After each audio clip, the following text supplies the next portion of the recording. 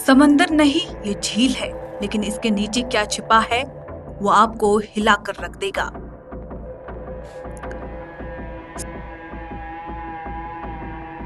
समुद्र तल से 16,000 फीट ऊपर उत्तराखंड के गढ़वाल हिमालय की बर्फ से ढकी एक वीरान घाटी, जहां न पेड़ है, न बस्ती और न ही कोई इंसानी रिहाइश, बस एक झील, रूपकुंड।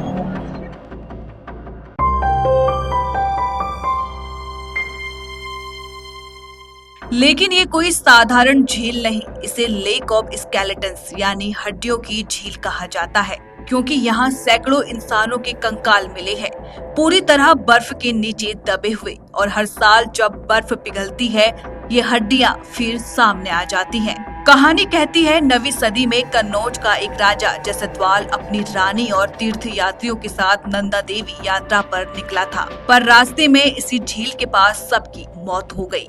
अचानक आसमान से गिरे बड़े भारी धारदार ओले इतने तेज कि लोगों के सिर तक फट गए। 200 से ज्यादा लोग मारे गए। सबके कंकाल आज भी इसी झील के किनारे पड़े हैं। लेकिन स्थानीय लोग एक और कहानी बताते हैं।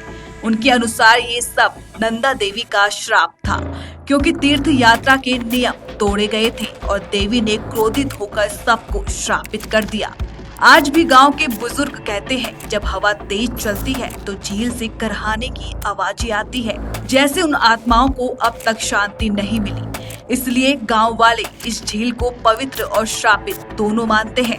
1942 में एक ब्रिटिश फॉरेस्ट रेंजर ने सबसे पहले इन हड्डियों को देखा। तब से वैज्ञानिक हैरान थे, ये कौन थे, कब मरे और क्यों। डीएनए टेस्ट और रेडियो कार्बन डेटिंग से पता चला कुछ कंकाल 9वीं सदी के हैं, लेकिन कुछ 19वीं सदी के भी। और हैरानी की बात ये, कुछ लोगों की जड़ें भारत से नहीं बल्कि ग्रीस और दक्षिण पूर्व एशिया से मिली। क्या ये किसी प्राचीन व्यापार मार्ग पर यात्रा कर रहे लोग थे, या फिर एक नहीं बल्कि कई घटनाएं हुई इस झील के पास। आज तक इस रहस्य का पूरा सच कोई नहीं जान पाया। क्यों इतने सारे लोग मरे और इस सुनसान जगह पर पहुंचे कैसे?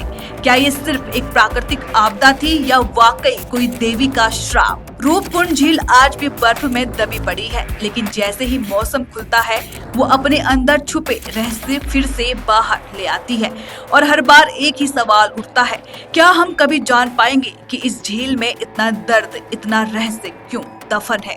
अगर ये रहस्य आपको चौंका गया हो तो वीडियो को लाइक करो, कमेंट में बताओ क्या ये एक श्राप है या सिर्फ एक हादसा।